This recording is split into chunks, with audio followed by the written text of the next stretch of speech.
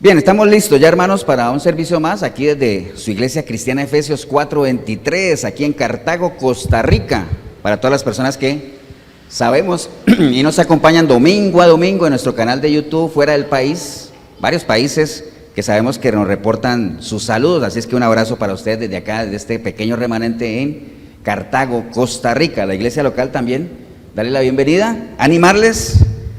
La otra, a veces uno decía felicitarles por estar aquí, pero yo digo, ¿por qué felicitar a alguien por hacer lo que debería hacer, no? Eso es como que uno contrate a un vendedor y lo felicite porque vende. ¿Para qué? Pues para eso lo contraté, ¿cierto? Entonces, sí, no felicitarlos, animarles, ya que están aquí, a que nos dispongamos con todo nuestro ser para recibir el consejo que Dios tiene para nosotros a través de su palabra. Amén, hermanos. Así es que voy a pedirles que vayamos todos al libro de Juan. Busque el Evangelio de Juan, capítulo 5. Juan, capítulo 5.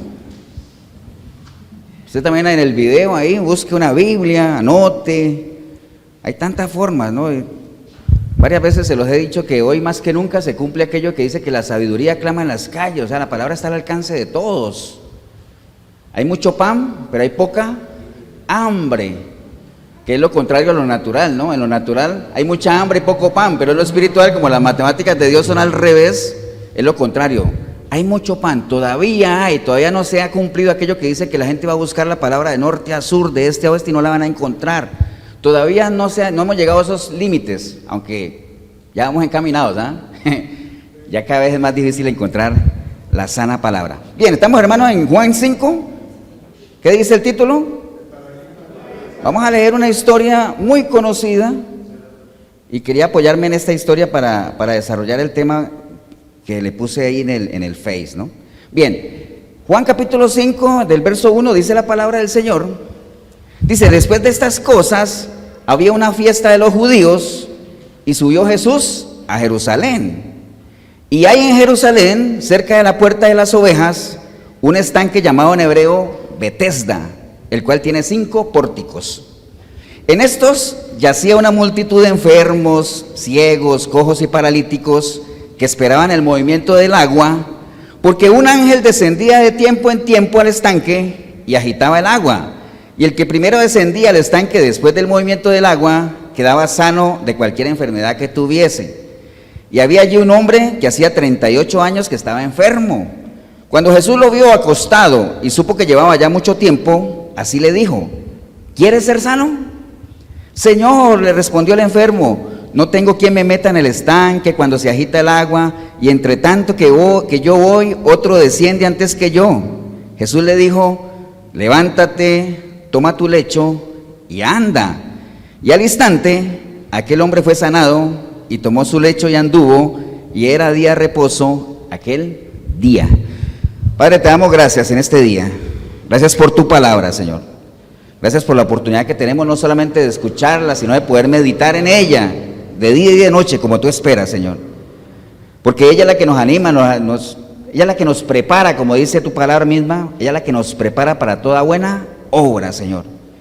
Así es que agradecidos estamos contigo, Señor, por esta oportunidad que tenemos, por tener salud, por habernos despertado hoy.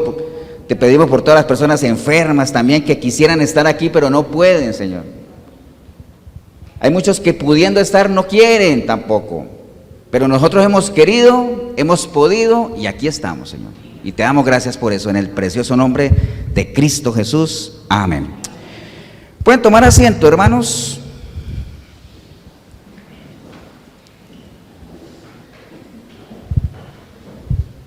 Bien. Varias veces hemos mencionado aquí, bueno, las personas que nos siguen y nos acompañan domingo a domingo, varias veces he mencionado yo de que la vida de uno, o sea, uno está donde está. ¿Por qué? ¿Por qué yo estoy donde estoy y ustedes están donde están y usted en el video está donde está? ¿Por qué? ¿Acuerdan? Por las decisiones que cada uno ha tomado, ¿cierto? Cada vez que uno toma una decisión es una flecha como que te dice, para allá va tu vida. Otra decisión se fue para allá, para allá. Entonces la vida de uno es la suma de ¿qué? De las decisiones, ¿cierto decir? Que uno ha tomado. Si a uno le ha ido bien en la vida, es porque ha tomado buenas decisiones. Si no te ha ido tan bien, y no digo mal, si es que eres cristiano, porque para los cristianos no hay cosas malas, hay adversidades, porque dice la palabra que a los que aman a Dios, todo les sirve para bien. Entonces no hay cosas malas. Entonces, cuando usted hable, diga, es que esto está mal, o es que vieras que... Nada, no hay cosas malas, todas las cosas ayudan a bien. Hay adversidades, hay cosas que no nos gustan, hay cosas con las que tenemos que lidiar, hay cosas, como decíamos hace 8 días, que son aflicciones. ¿Me entienden? Todo eso lo entendemos nosotros. Entonces, uno diariamente está tomando decisiones, algunas decisiones más complicadas que otras, algunas decisiones más trascendentales, algunas decisiones que marcan nuestro rumbo de vida, otras no tanto, pero a la larga son decisiones, ¿no? Entonces, y ahora les voy a decir por qué les estoy hablando de las decisiones, pero bueno, acabamos de leer un pasaje muy conocido que caracterizaba lo que fue el caminar del Señor cuando Él estuvo por acá, ¿no? Ustedes saben que el caminar del Señor estuvo caracterizado ¿por qué? Por muchas señales, muchos prodigios, ¿cierto? Él hizo muchos milagros, bastantes. Se cuentan alrededor de más de 40, lo más visibles, ¿no? Porque pueden haber otros 40 milagros que el Señor haya hecho. Pero aquí en el libro de Juan, en el Evangelio de Juan, solamente se registran 8 milagros nada más. Porque recuerde también que le hemos mencionado que el Evangelio de Juan tiene una, digamos, como que presenta al Señor de una manera diferente a los otros 3 evangelios, ¿no? A Mateo, Lucas, Marcos, que lo presentan ya como rey, como hombre. Pero el Evangelio de Juan se centra más en presentarlo como ¿qué? Como Dios. Esa es. Entonces, estos milagros quizás fueron escogidos por los escritores para que ayudaran a esa interpretación. No es que ellos no lo hubieran visto, porque imagínense lo que dice el mismo Juan 20:30. Mire lo que dice Juan 20:30, dice: Jesús hizo muchas otras señales en presencia de sus discípulos, las cuales no están escritas en este libro, pero estas, las que sí están, se han escrito para que ustedes crean que Jesús es el Cristo, el Hijo de Dios, y para que al creer tengan vida en su nombre, ¿no? Entonces, hay algunos, no todos los milagros, pero hay algunos. ¿Cuáles son los que están ahí? Nada más se los leo rápidamente. Cuando Él convirtió el agua en vino. ¿Se acuerda cuando sanó al hijo del oficial? Que lo vimos hace 8 días. Sanó al hijo del oficial. El paralítico de Betesda, la alimentación de los 5,000, cuando caminó sobre las aguas, cuando sanó a un ciego de nacimiento, cuando resucitó a Lázaro, la pesca milagrosa. Entonces, si ven, son como milagros que tienen su contexto, ¿no? Del de Betesda solo está en el Evangelio de Juan, en ningún otro está. Ahora, no quiere decir que los otros no lo vieron. Cada uno escribió. ¿Se acuerdan que los evangelios es que cada uno escribió de acuerdo a lo que vio y con su enfoque, ¿no? Entonces, por eso es que hay que leerlos los 4 para tener la fotografía completa, ¿no? Entonces, esta historia que acabamos de leer del paralítico de Betesda, que es una historia de sanación, tiene un versículo que es bien particular, y ahorita más adelante cuando estemos escudriñándolo vamos a llegar a él. ¿Se acuerda que el Señor le preguntó a él: ¿quieres ser sano? ¿Cierto? Le preguntó. Que es algo bien curioso, ¿ah? Porque uno preguntarle a un paralítico: ¿quieres ser sano? Entonces, es lo mismo que le pasó cuando él le preguntó a Bartimeo, que era el ciego: ¿qué quieres que te haga? Entonces uno diría: ¿qué va a querer un ciego? Pues que le devuelva la vista, ¿cierto? Pero no necesariamente. Adelantándome un poquito, recuerde que les dije ahorita que la vida es una vida ¿de qué? De decisiones. Entonces las sanaciones también son decisiones, porque estamos hablando obviamente de sanaciones espirituales, porque las sanaciones naturales, si bien el Señor lo hizo, pero lo trascendental en esto ¿qué es? La parte espiritual, ¿no? Dice la palabra que no le temas al que te pueda quitar ¿qué? La vida. ¿Témele a quién? Al que te puede quitar el alma. Entonces la parte espiritual es lo más importante aquí. Entonces, sanarse espiritualmente no deja de ser una decisión personal. ¿Estamos claros, no? Entonces nada más para que lo tengamos ahí presente. Pero bueno, vamos a ir escudriñando un poquito lo que leímos, sacando el mensaje, haciendo el paralelo para nosotros, y después nos vamos a concentrar en lo que yo le puse el título a esta prédica en redes sociales, que se llama, lo que leímos ahí, ¿no? Levántate, toma tu lecho y anda. Era una orden muy fácil de entender. La persona lo hizo, pero hasta qué punto nosotros estamos dispuestos a hacerlo también. Bien, entonces empecemos escudriñando. El versículo 1 que leímos, dice la palabra del Señor, que después de estas cosas había una fiesta de los judíos y subió Jesús a Jerusalén. Mire, qué curioso, ahí habla que había una fiesta de los judíos, pero no habla como lo menciona otros versículos, que era la fiesta de la Pascua, porque en otros versículos habla claramente Era la fiesta de la Pascua de los judíos. Entonces, probablemente esta era alguna festividad, otra, ¿no? Cualquiera. Porque recuerde, no todas las fiestas de los judíos eran de Dios o contaban con el beneplácito de Dios. ¿Ustedes se acuerdan que alguna vez hablamos de la fiesta del Purim? Que era la fiesta más pagana que había. Y es una fiesta de los judíos, pero eso es un Halloween disfrazado. Ahora, ¿en qué me baso yo para decir eso? Bueno, en Isaías 1:13, dice la palabra en Isaías 1:13, dice, dice el Señor, no me traigáis más vana ofrenda, el incienso me es abominación, luna nueva y día de reposo, al convocar asambleas no lo puedo sufrir, o sea, soportar. Dice, son iniquidad vuestras fiestas solemnes. ¿Me entienden? Entonces, muchas de las festividades de los judíos para Dios eran ¿qué? Iniquidad. Él decía, no me vengan con esas cosas aquí, porque el Señor conocía el corazón de mucha parte del pueblo. Entonces, esta fiesta realmente, pues todos los judíos subían a Jerusalén, porque era una fiesta que había ahí. El Señor subió, era la segunda vez que Él iba a Jerusalén.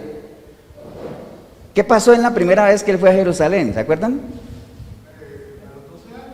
No, pero cuando ya inició su ministerio, la primera vez que Él subió a Jerusalén, ¿qué recuerdan ustedes? Así, a ver, como que acontecimiento. ¿Cómo? Bueno, sí, lo recibieron con palmas y todo eso, pero hay un acontecimiento, una experiencia que Él tuvo ahí en Jerusalén, porque la bienvenida fue la entrada de Jerusalén, ya en la ciudad propiamente Él tuvo una experiencia fuerte. ¿Cuál fue? Exacto, purificó el templo, ¿se acuerdan? Cogió la faja y sacó a todos esos vendedores, ¿cierto que sí? Esa fue la primera vez que Él subió a Jerusalén, después se fue, esta era la segunda, subió a la festividad, pero Él no se fue a donde estaba el grueso de la gente, donde todo el mundo estaba ahí, sino que Él se fue ¿a dónde? Bueno, sigamos leyendo, porque dice, y hay en Jerusalén, cerca de la puerta de las ovejas, un estanque llamado en hebreo Betesda, el cual tiene 5 pórticos. Ahora más adelante vamos a ver que ahí en ese estanque había una cantidad de enfermos, como leímos, ¿no? Entonces para allá se fue el Señor, porque a Él le interesa estar ¿dónde? ¿Dónde está quién?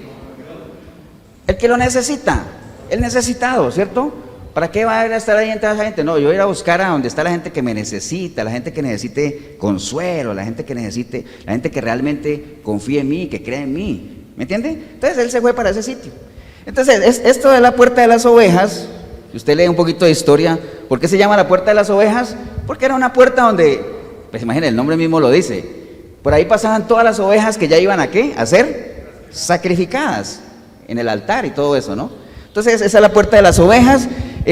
Un estanque, todos sabemos que es un estanque. Un estanque es una construcción, es como una poceta ahí, como una piscina de cemento donde se almacena agua. Eso es un estanque, ¿no? Y este en particular se llamaba Betesda, ¿no? Betesda quiere decir casa de misericordia. Casa de misericordia quiere decir Betesda. Ahora uno entendería el nombre, porque como estaba llena de tantos enfermos y todo eso, realmente lo que se requería ahí, ¿qué era? Misericordia, ¿no? Acuérdense lo que es la misericordia, aparte de la definición que conocemos, la clásica de no recibir lo que merezco, es una definición clásica de misericordia. La más fácil de todas, ¿sabe cuál es? Ponerse, ¿qué? En el zapato del otro, ponerse en el zapato del otro. Eso podría ser una definición muy sencilla de lo que es la misericordia. Entonces, bueno, eso quiere decir Betesda, y dice ahí también que ese estanque tenía 5 pórticos. Los pórticos son una especie, eran como un espacio cubierto, una especie de gradería, ¿no? Entonces ya uno se puede imaginar, usted tiene la información, les dice, sí, había la puerta de las ovejas, estaba cerca ahí, hay un estanque, ya me imaginé el estanque, tenía 5 pórticos, ya el pastor me dice que un pórtico es como una especie de gradería o como un espacio cubierto donde la gente se podía sentar, porque dice que ahí en esos pórticos yacía gran cantidad de ¿qué? De enfermos. Entonces, era una estructura bastante potentosa, o sea, muy buena, muy arquitectónicamente agradable, pero curiosamente estaba llena de ¿qué? De enfermos, ¿no? Entonces vamos siguiendo la historia, ¿no? El Señor sube a Jerusalén, que era una fiesta, allá obviamente era una fiesta que no dice la Biblia qué fiesta era, pero como no menciona una de las que ya conocemos, probablemente era una de tantas fiestas, ¿no?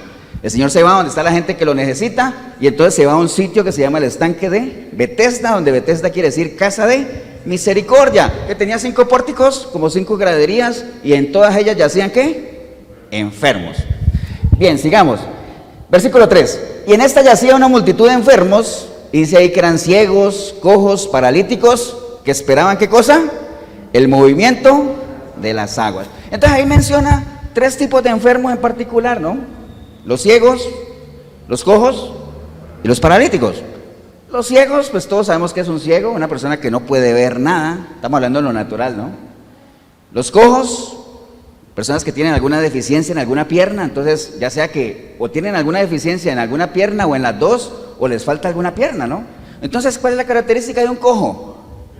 Pues camina con dificultad, camina lento, tiene tendencia a caerse con facilidad, se desvía fácil. ¿Por qué? Porque no camina derecho, o sea, se puede desviar, ¿me entiendes? Esas son las características de un cojo, en lo natural.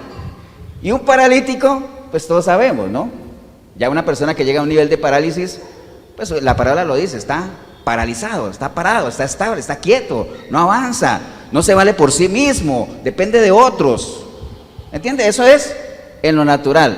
Ahora, saquemos el paralelo espiritual, ¿no? Porque está bien, pueden haber muchos enfermos de ese tipo, pero como estamos hablando de cosas espirituales, estas 3 enfermedades espirituales no son ajenas a la iglesia, al pueblo, a la humanidad en general. ¿Cuáles serían los ciegos espiritualmente hablando? Aquellos que teniendo ojos no ven. Por eso la Biblia dice, el que tenga ojos para ver, pues que vea, ¿cierto? ¿Por qué? Porque hay gente que tiene ojos para ver y no ve. ¿No ve qué? Por más que vea físicamente, no alcanza a ver la magnitud de lo que es el poder de Dios, el amor de Dios, la misericordia de Dios. No pueden ver que el bien del hombre está en él. No pueden ver eso. ¿Y por qué no lo pueden ver? Están ciegos. ¿Pero quién les ha cegado el entendimiento? El príncipe de este mundo, ¿ah? Todo eso lo tiene cegado, ¿no? Por eso es que cuando una persona le entrega su vida a Cristo, dice que el velo es quitado de sus ojos y comienza a ver, ¿cierto que sí? Como cuando le fue quitado el velo ¿a quién? A Pablo, que antes era Saulo de Tarso, entonces comenzó a ver de una manera diferente. Amén, hermanos, ¿o no? Entonces esos son los ciegos. Ahora, los cojos espiritualmente, ¿cuáles son? Los que, igual que lo natural, ¿no? Los que van lento, caminan lento, tienen dificultades para caminar porque constantemente se caen, dan 2 pasos adelante y 1 para atrás. Hay que estarlos sosteniendo a toda hora. Espiritualmente hay gente así, muchos cojos. Ahora usted dirá, pastor, ¿en las iglesias? Claro, porque afuera no hay cojos, afuera lo que hay es ¿qué? Bueno, en las iglesias hay cojos, ¿afuera qué hay? ¿Ah? Ni paralíticos siquiera. ¿Quién de por ahí lo oí? Muertos, peor todavía. En la iglesia podemos hablar que hay ciegos, que hay cojos, y ahorita vamos a ver que hay paralíticos. Pero afuera hay muertos. Y un muerto sí ya es el nivel más bajo que hay, ¿no? Hay que volver a nacer. Entonces, ¿cuáles son los paralíticos? Bueno, los paralíticos, igual que lo natural, no avanzan, están quietos en un mismo lugar. Me faltó decir algo de los cojos. ¿Usted sabe qué caracteriza? Y no es que me esté burlando, sino es para hacerlo gráfico. ¿Qué caracteriza a un cojo cuando camina? Cuando va caminando, ¿qué pasa? Espiritualmente hay gente así. ¿Se acuerdan del libro de Jueces? El pueblo estaba arriba y se olvidaba de Dios. Estaba abajo y clamaba a Dios por un juez. Le mandaba a Dios un juez, se corregían. Estaban arriba, se olvidaban de Dios. Y así, personas de doble ánimo, que son ¿qué? Inconstantes en todo lo que hacen. Esos son los cojos espirituales. Y ahora volviendo a los paralíticos, personas que no avanzan, que se detienen, están detenidos ahí, están en el mismo lugar, pasan los años. Ahorita vamos a ver que esa persona llevaba ¿cuántos años? 38 años. En las iglesias puede haber gente con mucho más años, ¿eh? O con menos, pero no es tanto los años, sino es la situación como tal. Esos son los famosos paralíticos espirituales, ¿no? En otras versiones de la Biblia, cuando hablan de paralíticos, les llaman personas secas. Y las personas secas están asociadas también a personas sin vida. ¿Se acuerda cuando el Señor le dijo, creo que fue a Eliseo, ¿no? ¿Vivirán esos huesos secos? ¿Vivirán esos huesos secos? O sea que lo seco está asociado ¿a qué? A lo que no tiene vida, ¿no? ¿Estamos, hermanos, o no? Bueno, entonces leímos el versículo 3, ya sabemos que habían ahí una cantidad de enfermos, ciegos, cojos, paralíticos que esperaban el movimiento de las aguas. Entonces, igual que esa gente estaba ahí, ahorita vamos a ver por qué esperaban el movimiento de las aguas, estaban ahí, toda esa gente enferma esperando que las aguas se movieran. Hay mucha gente en estas mismas condiciones espirituales que esperando nada más que se haga el milagro. ¿Y por qué estás ahí? Le digo a esa persona, ¿y qué te pasa? ¿Por qué no avanzas? Estoy esperando ¿qué? El tiempo de Dios. Estoy esperando el tiempo de Dios. ¿Cuál es el tiempo de Dios? ¿Se acuerdan que alguna vez lo vimos? ¿Cuándo es el tiempo de Dios? Ya. El tiempo de Dios es ya. No esperes el tiempo de Dios. El tiempo de Dios es ahora. ¿Me entiende? Pero hay gente así, esperando que se muevan las aguas, que haya un milagro. Que venga alguien a tocar, o que venga alguien y te sople en la cara. Que venga alguien y te ponga y te eche aceitito. Hay gente así. Vamos, hermano, ¿no? Bien, versículo 4 dice, ¿y qué era lo que ellos estaban esperando? Dice, porque un ángel descendía de tiempo en tiempo al estanque y agitaba el agua. Y el que primero descendía al estanque después del movimiento del agua quedaba sano de cualquier enfermedad que tuviese. Mire qué curioso esto, ¿no? La Biblia no dice, o de hecho el Señor más adelante no dice, no le da credibilidad a esto. Era una creencia que había. Entonces, imagínense nada más ese estanque, esa cantidad de enfermos, todo el mundo a la expectativa esperando que el agua se mueva, ¿no? Para socar, ¿no? Dios es un Dios de orden, amén, ¿o no? ¿Ustedes se imaginan cuando el agua medio se movía, el caos que se formaba ahí? Yo no me imagino, pues. Entonces, esa era una creencia que había. Yo no tengo cómo decir por lo que leo si eso era verdad o no, pero de hecho, más adelante vamos a ver que el Señor sana al paralítico y ni usa el estanque, ni lo menciona, ni lo considera, ¿cierto que no? Entonces hay gente que estaba ahí esperando que el movimiento de las aguas. Ahora un estanque, acuérdense, un estanque que caracteriza que todo está aquí, quieto, ¿no? De hecho, nada que ver los estanques con las aguas que Dios menciona en la palabra. Dice que el justo, el que es justo, de su vida o de ese correrán ¿qué? Ríos de agua, ¿no? Ríos, no estanques. El agua estancada. De hecho, a veces cuando nosotros hemos hecho bautizos nos toca, ¿no? Porque hay que hacerlo en piscina o en esas cosas para bautizar. Dice, no, es que eso no es bíblico.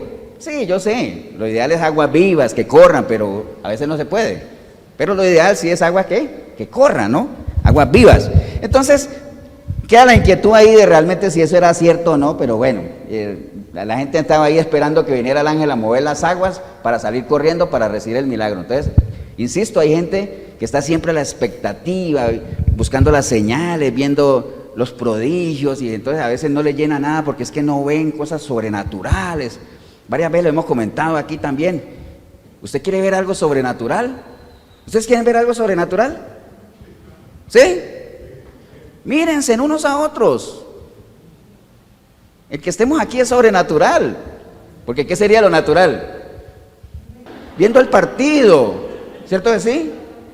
Viendo el partido, ahí en las ruinas, ahí hay mucha gente paseando, comiéndose un helado, eso es lo natural, amén o no. Pero el que estemos en una iglesia es algo sobrenatural. Ahora, y no solamente es sobrenatural, es un milagro, porque viene de Dios. Todo lo sobrenatural que viene de Dios para bien nuestro es un milagro. Entonces usted no necesita ir a una iglesia a ver gente que huele y que camine por los techos para ver un milagro o ver cosas sobrenaturales. Eso es sobrenatural, ¿me entiende? Pero hay gente así, gente que anda esperando a ver. Por eso cuando los dos primeros discípulos seguían al Señor, y el Señor se volteó y le dijo, ¿y ustedes qué? ¿Qué quieren? Porque siempre hay gente que anda buscando algo, ¿no? Buscando y anda de un lado al otro porque dice, es que allí no hay. A nosotros aquí nos acusan de que aquí no se mueve el espíritu. Porque aquí no empujamos a nadie, aquí no se le sopla a nadie, aquí no se le da unción a nadie. ¿Me entiende? Eso le toca solo al Espíritu Santo de Dios. O sea, un pastor no tiene la potestad de decir, fluye y le dar órdenes al Espíritu. Usted, entre ahí, a usted no, me cae mal. Usted sí, usted, ¿me entiende? Eso es risible, es ridículo. Pero eso solo es del Espíritu Santo de Dios. Pero bueno, ese es otro tema también que no me quiero meter ahí. El caso es que la gente estaba ahí al lado del estanque esperando una señal para el milagro, ¿no? Pero bueno, sigamos. Entonces dice el versículo 6, cuando Jesús lo vio acostado y supo que llevaba ya mucho tiempo, así le dijo, ¿quieres ser sano? Entonces el Señor lo vio, sabía la situación, ¿no? Sabía el tiempo que llevaba ahí, y le hace esa pregunta, ¿quieres ser sano? Que cualquiera podría decir, qué pregunta más rara, como le preguntaron a un paralítico que si quiere ser sano. ¿Sabe qué es lo curioso de todo esto? Hay gente que está enferma pero no quiere ser sana. Hay gente que le gusta estar ahí. ¿Se acuerdan de Bartimeo, no? Que estaba ciego. ¿Qué le implicaba a Bartimeo que recuperara la vista? ¿Qué implicaba para él eso? ¿Tirar qué? Tirar la capa. ¿Se acuerdan? Que la capa era la licencia para que él pidiera. O sea que tenía que ya comenzar a trabajar, pues. Como dicen aquí en Costa Rica, ya no estás paralítico, tienes que ponerte a bretear, dirían aquí, ¿no? ¿Me entiende? Entonces, hay gente que no, hay gente que no quiere ser sana. Entonces, por eso el Señor pregunta, ¿quieres ser sano? Como a Bartimeo le dijo, ¿qué quieres que te haga? Entonces, es una pregunta totalmente válida, ¿no? Y en el versículo 7 dice, mire lo que le responde el paralítico, dice, Señor, le respondió el enfermo, no tengo quien me meta al estanque cuando se agita el agua y entre tanto que yo voy, otro desciende antes que yo. Ahora, el Señor no le estaba preguntando a él, oye, ¿tú por qué no te has sanado? Porque esa sería una respuesta de por qué no se ha sanado, ¿cierto? Es que me ganan el volado, dirían aquí en Costa Rica.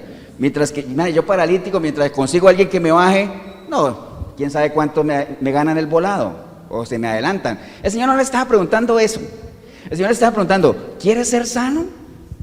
Bastaba como una respuesta como, claro, Señor, que sí. Pero siempre el ser humano tiene esa tendencia ¿a qué? A excusarse, a dar explicaciones de más, y todo, y créanme que eso no es nuevo, ¿no? Cuando el Señor mandó a Moisés a Egipto a que liberara al pueblo, pero Señor, es que yo soy tartamudo, es que yo no sé hablar, es que si yo voy ante el faraón no me va a creer, y si me preguntan que de parte de quién vengo, ¿qué digo? Una cantidad de excusas, ¿ah? No solamente Moisés, Gedeón, Jeremías, siempre poniendo excusas. Ahora, ¿cuál es la excusa que siempre ponemos? ¿Quieres ser sano? Uno diría, claro que sí, Señor. Ah, bueno, pero para ser sano, ¿qué pasa? Tienes que creer. Tienes que creer. Ah, pero yo creo en Dios. Pero hasta el diablo cree en Dios. Es más, el diablo cree en Dios y tiembla. Hay mucha gente que cree en Dios y ni tiembla. Entonces no es suficiente con creer en Dios. ¿Hay qué? ¿Cuál es el nivel que está más arriba de creer en Dios? Creerle a Dios, pero más arribita. Obedecerlo, pero esa es como una señal de lo que estoy hablando. Arribita de creer en Dios, uno tiene que llegar a qué dice que cosas que ni el hombre ha visto ni oído. ¿Tiene Dios destinada para quién? Para los que le aman. Hay que amar a Dios. Ese es otro nivel. No es suficiente con creer. Es importante creer porque es la base. Pero hay que llegar a qué? Amar a Dios. Y para amar a Dios, ¿qué hay que hacer? Conocerlo. ¿Por qué? Porque no se ama lo que no se conoce.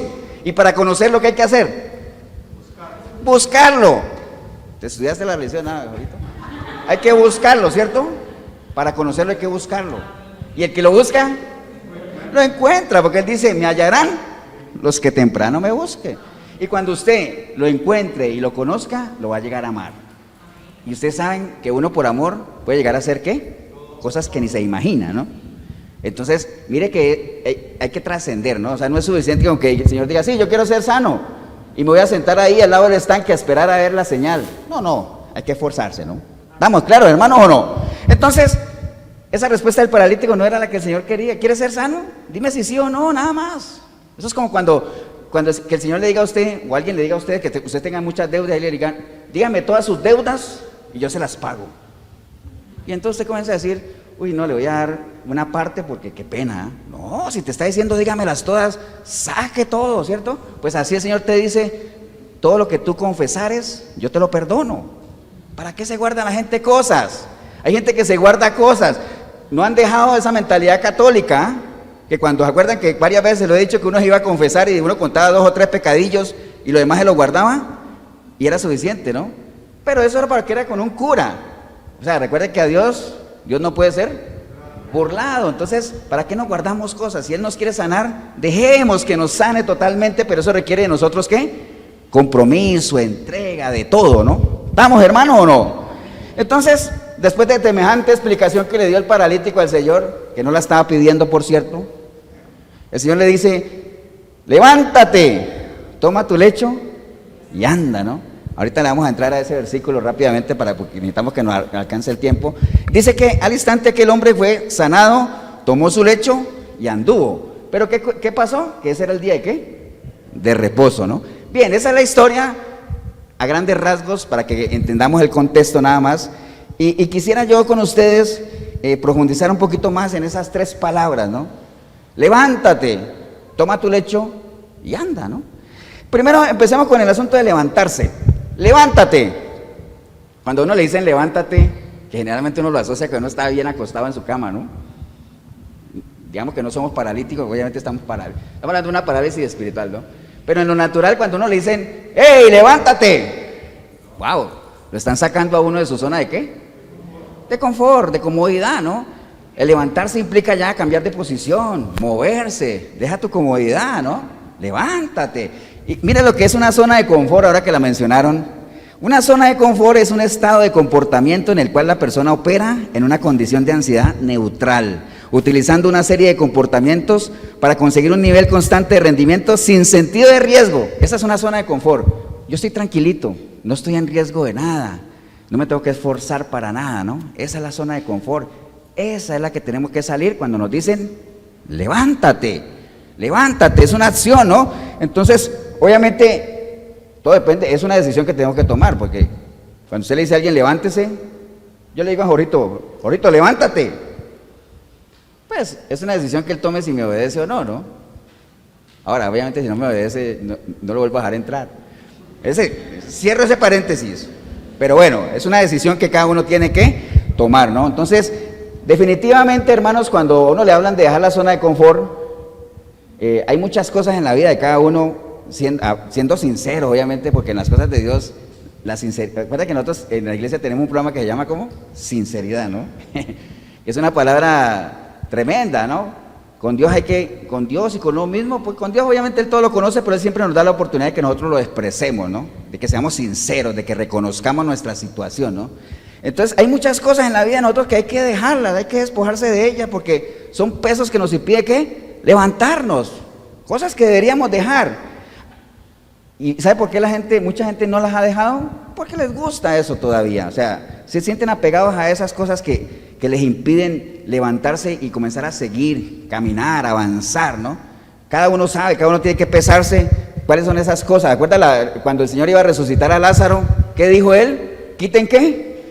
Quiten esa piedra, porque esa piedra es la que impide que Lázaro escuche mi voz. Ahora, ¿ustedes creen que el Señor, con toda esa gente incrédula que había ahí, si hubiera llegado ahí, hubiera levantado su mano y hubiera movido esa piedra? ¿Ustedes creen que eso no hubiera sido impactante? Claro que sí, ¿cierto que sí? Pero es que esa piedra no le tocaba moverla a Él. Hay cosas que Dios mueve, pero hay otras cosas que cada uno de nosotros tiene que moverlas. Hay que quitarlas. Efesios 4:22 dice, despójate de lo que eras, de tu vieja naturaleza, porque eso no te sirve para nada, eso está viciado. Pero ¿quién se tiene que despojar? Uno mismo, la nueva criatura. Despójate de esa vieja naturaleza, ¿no? Dios no lo va a hacer, Dios no te va a cambiar. O sea, Dios te da la posibilidad y la fortaleza para que tú lo hagas, pero tú tienes que hacer tu parte, ¿me entiendes? Cuando uno nace de nuevo, uno cambia de naturaleza, pero el cambiar la forma de pensar está en uno. Por eso es que si uno no pasa por ese proceso de renovar su forma de pensar, es cuestión de tiempo para que uno vuelva a donde estaba antes. El perro vuelve ¿a dónde? A su vómito, y la chancha vuelve ¿a dónde? Al lodo, donde estaba, ¿no? Si es que usted no entra en ese proceso de renovar el espíritu de su mente, pero que tiene que hacerlo cada uno. ¿Estamos, hermanos, o no? Entonces, hay cosas que la gente todavía le cuesta realmente despojarse de eso, y eso es lo que le impide ¿qué? Levantarse, ¿no? Levántate, dice el Señor. Cuando yo le digo a Lázaro, Lázaro, sal. Porque, obviamente, intrínsecamente decía, Lázaro estaba acostado en una lápida ahí. Levántate y sal fuera, ¿no? Una orden que recibió. Nosotros tenemos que ser ¿qué? Obedientes, ¿no? Ahorita vamos a ver que este paralítico, el Señor le dijo, levántate. Él le hubiera podido decir, hey, pero llevo 38 años aquí, me está vacilando, que está burlando de mí. No, él no se puso a pensar en eso. ¿Qué hizo? Se levantó.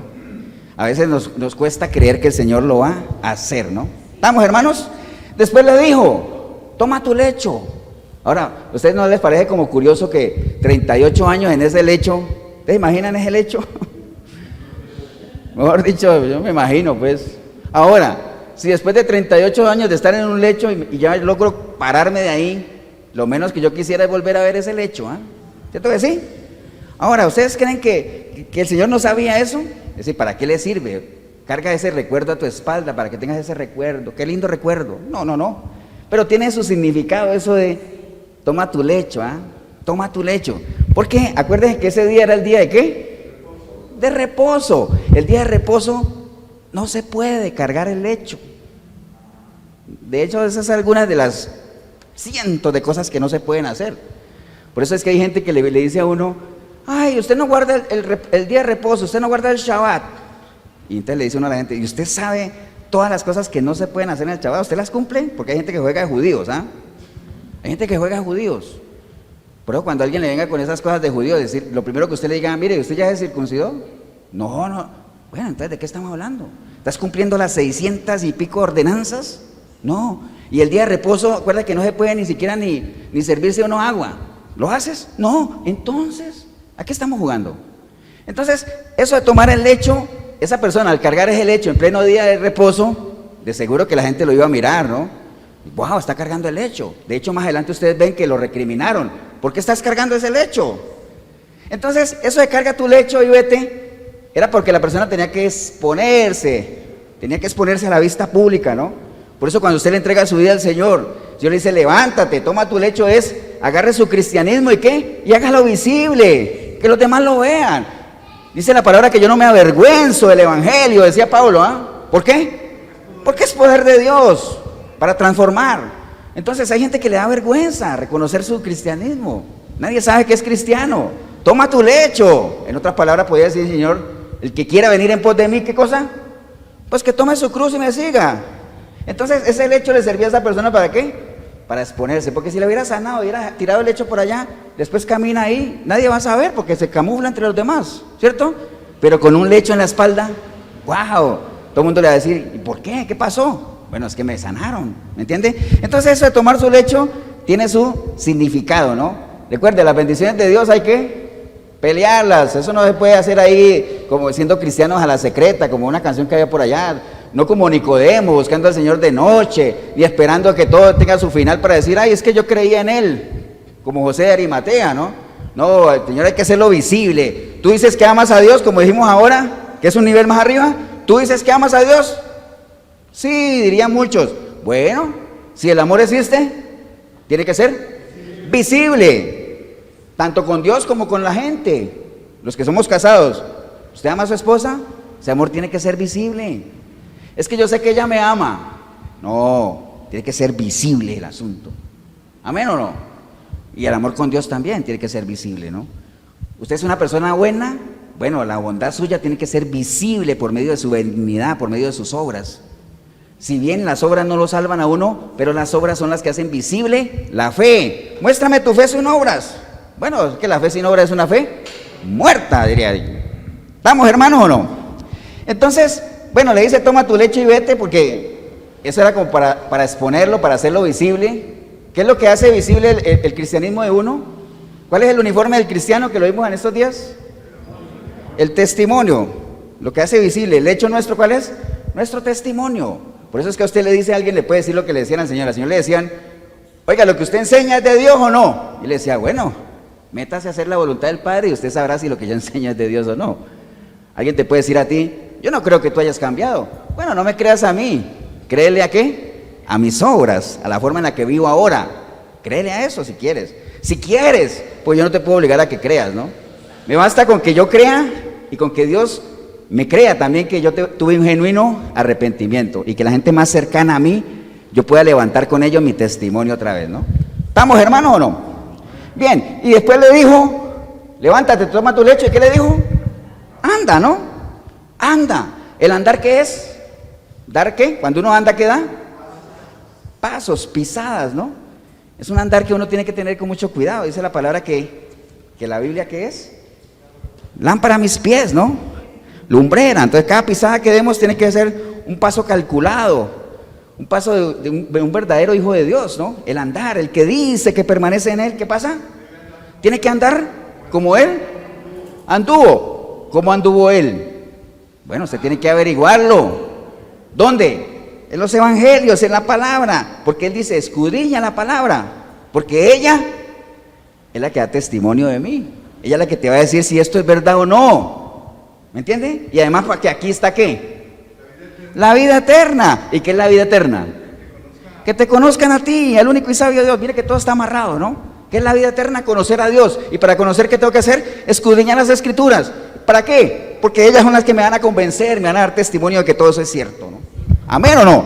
Entonces hay que andar, hermano. ¿Y cómo anduvo el Señor? Sirviendo, ¿no? Eso fue lo que Él vino. Yo no vine a ser servido. ¿Yo vine a qué? A servir. Señor, ¿cómo hacemos para ser el más grande en tu reino? Bueno, el que quiera ser el más grande, que se haga el más pequeño. ¿De quién? De los siervos. Por eso se acuerda que Él le lavó los pies a los discípulos, ¿se acuerdan? Que esa era la labor destinada ¿a qué? Al más humilde de los siervos, y Él lo hizo. Y por eso es que Pedro se escandalizó, le dice, Señor, lavarme los pies tú a mí, jamás. Dice, bueno, entonces si no te lavo los pies, no tendré parte contigo. Ah, no, entonces no solo los pies, lávame todo el cuerpo. Dice, no, el que está limpio no necesita lavarse el cuerpo, solo los pies. ¿Estamos claros, no? Entonces el Señor vino a servir. Entonces, una de las formas de andar o de hacer caso, o obedecer esa orden del Señor de levántate, deja tu zona de confort, toma tu lecho, muestra tu cristianismo, no te avergüences del evangelio y anda. Una forma de andar, ¿sabe cuál es? Servir, el servicio, ¿no? ¿Estamos hermanos o no? Entonces no quedarnos ahí como aguas estancadas, porque el agua estancada, recuerde que por encimita se ve muy bonita, ¿no? Pero como es estancada, por debajo hay sedimento, hay barro. Mejor las aguas que corran, aguas vivas, ¿no? Entonces no nos quedemos como aguas estancadas, hermano, porque dice la palabra en 1 Corintios 3:9 que nosotros somos, ¿qué? Colaboradores, ¿de quién? De Cristo, colaboradores de Dios. O sea, Él está armando su equipo de trabajo. Acuerden que los que trabajamos en empresas, uno arma su equipo de trabajo, ¿cierto que sí? Para que sea más fácil, más llevadero todo, y para que todos participen. Entonces, metámonos a ese equipo de trabajo, hermanos. Vea, les voy a poner un ejemplo ahorita que todos conocemos. Yo creo que todos, bueno, los que somos hombres hemos jugado fútbol. Las mujeres también saben eso porque en los juegos se usa. Que a veces cuando uno de chico jugaba, ¿no? Porque ahorita ya los niños ni salen a jugar. ¿Se acuerdan cuando uno salía a jugar que la mamá le gritaba a uno antes, ¡Ey, a qué hora va a entrar! Así le gritaban a uno antes. Ahora las mamás gritan al revés, ¡Ey, a qué hora va a salir! Pues no salen, ¿cierto que no? Pero cuando uno jugaba, acuérdate que uno jugaba fútbol, habían dos grupos, ¿no? Dos equipos. Y entonces los mejorcitos de los equipos comenzaban a pedir jugadores, ¿no? No, yo pido a Davis. No, yo pido a este. Entonces, ¿quiénes iban quedando de último? Los más malitos, ¿cierto? Qué feo quedar de último, ¿ah? O sea, qué feo. Así es, ¿no? Porque los primeros que escogían, ¿quiénes eran? Los mejores. Pues entonces, qué feo eso. Pero entonces, si quieren, vamos, hermanos, busquen ahí en sus Biblias, Primera de Corintios capítulo 1, entonces se lo busca, toma un poquito de agua.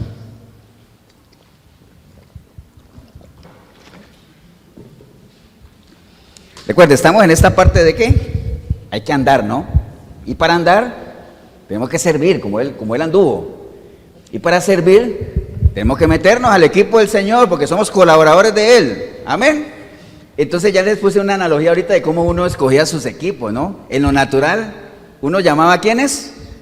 A los mejorcitos, ¿cierto que sí? Y los malitos iban quedando ¿de qué? De último. Pero bueno, buenas noticias. ¿Sabe cuáles son las buenas noticias? Que las matemáticas de Dios, ¿qué? Son al revés, son diferentes. Entonces, 1 Corintios 1, vamos a leer, hermanos, el 26. Vamos a leer el 26, dice, pues mirad, hermanos, vuestra vocación. ¿Saben qué es una vocación, no? Una vocación es las cosas que le atraen a uno. Por ejemplo, los médicos, uno le dice, ¿usted por qué estudió medicina? Dice, es que esa era mi vocación. Las cosas que a uno le gustan, ¿no? Entonces, dice, pues mirad, hermanos, vuestra vocación, que no sois muchos sabios según la carne, ni muchos poderosos, ni muchos nobles, sino que lo necio del mundo escogió Dios, ¿para qué? Para avergonzar a los sabios, y lo débil del mundo escogió Dios para avergonzar a los fuertes, y lo vil del mundo y lo menospreciado escogió Dios, y lo que no es, para deshacer lo que es, ¿a fin de qué? Bueno, veamos ahí. Entonces, las matemáticas de Dios son diferentes, ¿no? Él no escogió a lo mejorcito. ¿A quién escogió Él? A lo peorcito, a lo más vil, a lo más despreciado, ¿no? De hecho, el pueblo de Israel, ¿se acuerdan por qué Dios escogió a Israel, no? Porque Israel era de lo más ralito que había. Era de lo más malito, de lo más insignificante. Entonces, así le gusta trabajar al Señor. ¿Se acuerdan de Gedeón cuando iba a pelear? Le digo, ¿cuántos tienes? Como 10,000 hombres. Mucha gente. Va quitando gente, ¿no? ¿Cuántos tienes? Como 1,000 y pico. Mucha gente. Llévalos a un lago, ¿se acuerdan? Y los que se agachen a tomar agua como un perrito, esos los escoges. 300 y algo por ahí. Eso, con eso es suficiente. Y con esos 300 ganó una batalla a miles, ¿no? Porque así trabaja Dios. Amén, ¿o no, hermanos? Entonces, vea, ahorita que les puse ese ejemplo del fútbol, hay equipos de fútbol que tienen mucha plata, ¿cierto que sí? Por ejemplo, pensemos en un equipo donde juega Keylor, que todos conocemos a Keylor, ¿no? El PSG. Ese es un equipo que tiene tanta plata y tiene tantas estrellas que el problema del técnico no es ¿a quién pongo? Tiene mucha. ¿Sabe cuál es el problema de esos técnicos? ¿Cómo lidiar con el ego de esta gente? Porque todos quieren, no los puedo sacar porque se enojan, me pegan. ¿Cómo lidiar? ¿Cómo los acomodo? Es que todos quieren jugar por su lado, todos quieren lucirse, todos quieren figurar. Yo soy la estrella, ¿me entiende? Precisamente esa es una de las razones por las cuales Dios trabaja diferente. Y lo dice ahí el versículo 29. ¿Por qué Dios escoge este tipo de gente para trabajar? ¿Por qué? Bueno, ahí lo dice. ¿A fin de qué? De que nadie se jacte en su presencia. De que reconozcamos que ¿qué? Que somos, como diría por ahí, gusanos de Jacob, ¿me acuerdan? Que no somos nada. Que delante de la presencia de Dios, ¿qué pasa? No somos nada. Entonces, para eso Él escoge lo más vil. ¿Para qué? Para que nadie se jacte en su presencia. ¿Si no para qué? Bueno, el versículo 31 dice, para que como está escrito, el que se gloría, gloríese ¿qué? En el Señor. Entonces, ¿para quién es la gloria? Para el Señor. Para que nadie se gloríe, nadie se jacte que yo soy esto, yo soy aquello. No, aquí nadie tiene por qué jactarse de nada. No se jacte usted, por más que usted tenga experiencia, por más que usted conozca la Biblia de Génesis, Apocalipsis, no se jacte, no somos nada delante de Dios. Por eso es que Él escoge. Acuérdense que les he dicho esa frase siempre, que Dios no escoge a los capacitados, sino que más bien Él capacita a los escogidos, porque hay una diferencia entre lo que es la actitud y la aptitud. Recuerda que actitud con C es esas ganas de uno hacer, esa disposición, el estar presto siempre a colaborar, a aprender, a enseñar. Esa es actitud con C. Y la aptitud con P es la capacidad de hacerlo, que yo soy muy carga, que yo tengo conocimiento. Hay mucha gente que tiene aptitud, pero no tiene actitud, entonces no sirve. Caso por ejemplo de Moisés, cuando estaba en Egipto, tenía capacidades, pero era orgulloso porque se creía el hijo del faraón. No sirve ahí. Por eso el Señor lo sacó, lo llevó al desierto, lo pulió y cuando estuvo listo, lo mandó otra vez. Hay mucha gente que tiene buena actitud, buena disposición, pero no tiene la capacidad. Esos son los que Dios trabaja. ¿Por qué? Porque te puede pulir. Y al que diga que no tiene sabiduría, que se la pida a Dios. Y al que diga que es muy simple, ¿sabe qué le podemos decir a los simples? A los simples, los que se crean simples, ¿sabe qué le podemos decir? Que la palabra de Dios, al más simple, lo hace sabio. Imagine usted. Entonces, ¿de qué nos quejamos, no? ¿Estamos claros, hermanos? Entonces, anda, le dijo el Señor al paralítico. ¿Y qué hizo el paralítico? Pues empezó a andar, ¿no? Cuando salió Lázaro de la tumba, ¿qué fue lo que el Señor dijo? Desátenle los pies. ¿Para qué? ¿Para qué era que le desataran los pies? ¿Para qué? Pues para que empezara a andar, ¿no? Porque la vida en Cristo es de andar. No se quede ahí como un paralítico, sin moverse para ningún lado. 38 años, 15 años, 20 años. ¿Y qué ha sido de tu vida? Aquí estoy, esperando que se muevan las aguas. Hombre, levántate, toma tu lecho y anda. Y para andar se necesita ¿qué? Una decisión personal. Por eso les decía ahorita que las decisiones lo llevan a uno, a veces no lo llevan a donde uno quisiera, porque tomamos una mala decisión. Pero ¿usted sabe cuál es la peor decisión que hay? ¿Cuál es la peor decisión? La indecisión. Esa es la peor decisión. O sea, el no tomar decisiones, esa es la peor decisión. ¿Por qué? Porque si uno no toma decisiones, ¿qué pasa? Otro las va a tomar por uno. Por eso vieras que a los que somos papás y tenemos chicos, que uno va a comer y dice, ¿qué quieres comer? Ay, lo que sea, cualquier cosa. No, hombre, hasta en eso decida. Yo quiero el combo 4, el más caro, no importa. Pero decida, hay que decidir, ¿no? Porque si no, otro va a tomar la decisión y si las cosas no salen como tú quieres, le vas a echar la culpa al otro cuando es una decisión, una responsabilidad tuya. Dios siempre nos ha dado la capacidad de decidir. Desde el libro de Deuteronomio: pongo delante de ti el bien y el mal, la vida y la muerte. Escoge tú, escoge, pero te aconsejo que escojas bien, ¿no? Amén, ¿estamos, hermanos? ¿Amén o no? Bien, entonces, por ahí va la historia que leímos del paralítico de Betesda.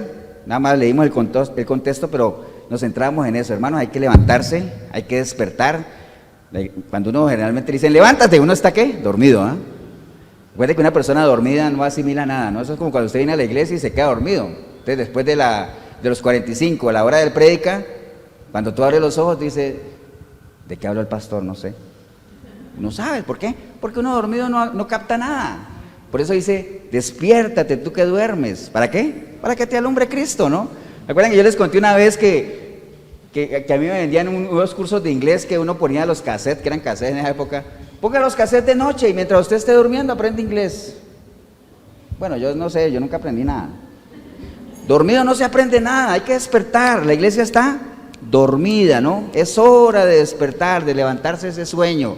Levántate, toma tu lecho y empieza a caminar, empieza a servir. O sea, ponte la camiseta del equipo del Señor, vuélvete un colaborador de Él, y para ser un colaborador de Él, recuerda que lo suficiente con que tengas una buena actitud, un corazón dispuesto, un corazón contrito, humillado. Aquí estoy, Señor, heme aquí, envíame a mí, Señor. Pero eso sí, tengo que prepararme y capacitarme primero, ¿no? ¿Estamos, hermanos, o no?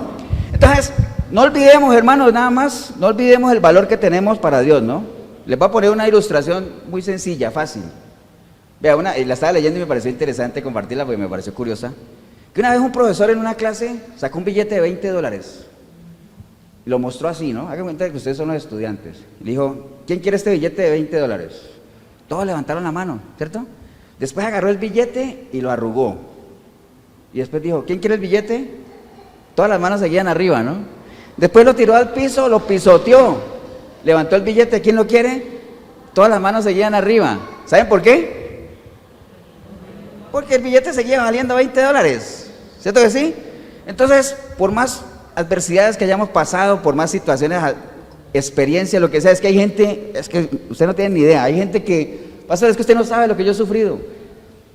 No creo que haya sufrido como Pablo, pues. Pastor, es que tengo un problema tremendo. Bueno, el problema tuyo, de seguro que el problema tuyo no es el mismo de Concepción, pero para Concepción, el problema de ella es el más grande que ella tiene. ¿Por qué? Porque es el de ella, ¿cierto?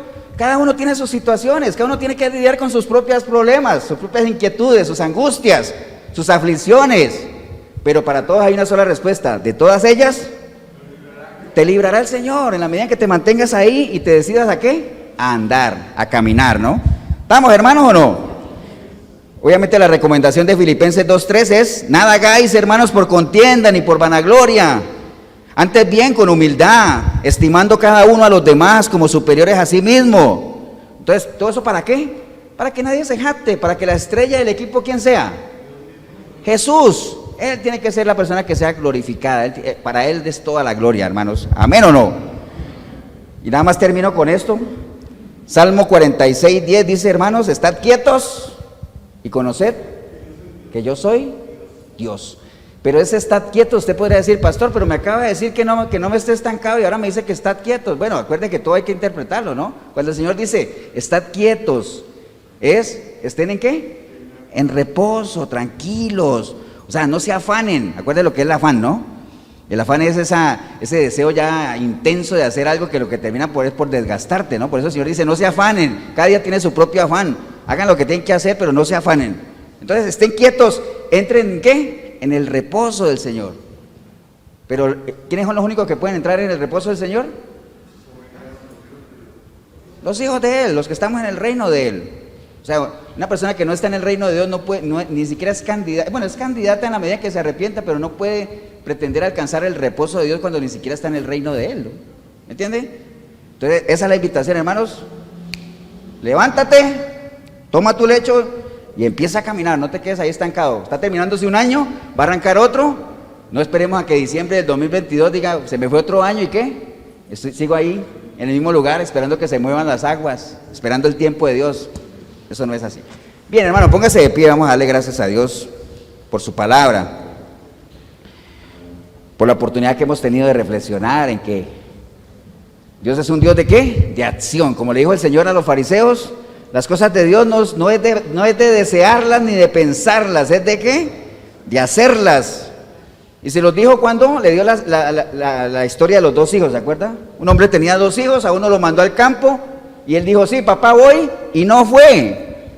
El otro le dijo, no voy a ir, y sí fue. ¿Cuál de los dos hizo la voluntad del Padre? El que fue. ¿Por qué? Porque las cosas de Dios no es de decir, las cosas de Dios es de hacerlas. ¿Amén o no? Que en otras palabras, ligado a lo que hemos estado hablando, en las cosas de Dios hay que comenzar a andar. ¿Se acuerdan que hay una prédica mía por ahí que dice que uno en lo natural le enseñan, muy bonito, ¿ah? Caminante no hay camino, se hace camino al andar. ¿Se acuerdan? Hay una canción que dice así, ¡ay, qué bonito! Muy humanista, por cierto, porque esa canción hace alusión a que sí, que hay que irse abriendo camino, brecha, esforzarse y todo eso. Está bien, desde el punto humano está bien, pero en el reino de Dios, recuerda que es al revés. En el reino de Dios, ¿qué dice? Caminante, si hay camino. ¿Sabes qué es lo que necesitas? Ponte a caminar, ahí está el camino. ¿Y quién es el camino? Yo soy el camino. O sea, no busques más caminos que te lleven a Dios. O sea, yo soy el camino, entonces no busques más caminos. Padre, te damos gracias en este día. Gracias por la oportunidad, Señor, gracias por tu palabra, gracias por cada uno de mis hermanos, por la iglesia, Señor. Porque hemos podido reflexionar en eso tan importante que es dejar de estarnos llevando esa vida ahí con una falsa fe de estar esperando que tú hagas todo, Señor. No hay nada más errado que ese tipo de fe que a veces se vende en muchas iglesias. Quédese ahí, siéntese ahí, espere que Dios lo hace. Confíe en Él, sí, hay que confiar en Él. Pero como Nehemías, una mano en la obra y una mano en la espada. Oramos a Dios, pero pónganse a trabajar. Así es, ¿no? Te damos gracias, Señor, por la oportunidad que nos has dado. Y si hubiera alguna persona hoy aquí en la iglesia o ahí en el video, que usted hoy ha entendido que más paralítico, ¿para dónde? ¿Ah? Ni siquiera paralítico, muerto. Porque el paralítico por lo menos ¿qué? Por lo menos piensa, por lo menos mira, analiza. El paralítico, el muerto, ¿qué pasa? Insensible totalmente. Los muertos no huelen, los muertos no sienten, los muertos no responden, los muertos no piensan, los muertos no tienen sueños, no, nada. Entonces, si usted hoy ha entendido eso y quiere entregarle su vida a Cristo, ¿para qué? Para pasar de muerte a vida. Y una vez estando vivo, tú seas candidato ¿a qué? A todo lo que hablamos ahora, ¿no? A comenzar a andar como Él anduvo. Y si tú andas como Él anduvo, es muy probable que en ti haya el mismo sentir que hubo en Él. Y si en ti hay el mismo sentir que hubo en Él y estás andando como Él anduvo, es muy probable que tú tengas ¿qué? La mente de Cristo. Y si tú tienes la mente de Cristo, tú eres una persona espiritual. Y las personas espirituales, dice la palabra, que todo lo pueden juzgar, todo lo pueden opinar. ¿Por qué? Porque tienen toda la información. Amén. Si ese es el caso suyo, ahí donde está, dígale, Señor Jesús, en este día escuché tu palabra, Señor. Y hoy entendí que estoy muerto, pero remuerto, Señor. Y no solamente muerto, porque puede ver el caso suyo que usted está paralítico. O sea, que no avanzas, estás estancado. Ni para arriba, ni para abajo, ni a la izquierda, ni a la derecha. Tu vida es un desierto, para donde mires no hay camino, no hay esperanza. Todo es mortandad. Si ese es el caso suyo, salga de ahí. Con una decisión lo puedes hacer.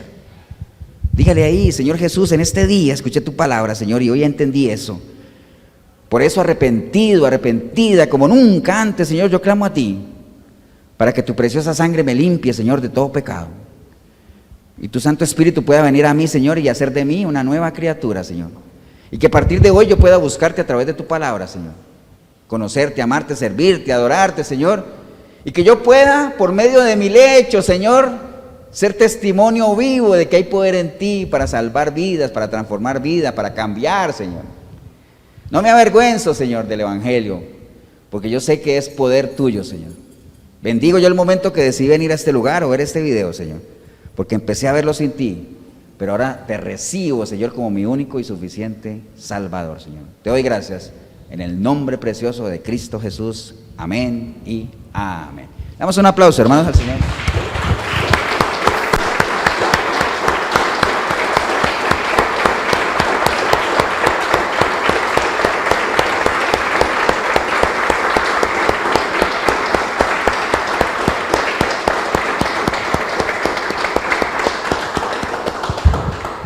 Bien, si usted hizo la oración, felicitarle, ¿no? Ahí sí, eso sí, amerita una felicitación. ¿Y sabe por qué? Porque arrepentirse no es fácil. La gente cree que hacer una oración es muy fácil, ¿no? Si usted la ha hecho de una manera genuina, eso no es fácil. Mucha gente se puede arrepentir, pero confunde el arrepentimiento con el remordimiento, ¿no? Sentirse mal por haber hecho algo, pero como no hay un arrepentimiento genuino, vuelve y lo haces, ¿no? Pero si ha habido un genuino arrepentimiento, lo felicito, la felicito y le animo a seguir adelante nada más. Si en algo le podemos ayudar, la iglesia Efesios 4:23 de Cartago, costado norte de las ruinas, Centro Comercial El Dorado, todos los domingos, 10 de la mañana nos reunimos aquí en el centro comercial. 87725957 es mi número, el pastor Eber Molina, si en algo les puedo colaborar. Que el Señor los bendiga, un abrazo, nos vemos en una próxima oportunidad.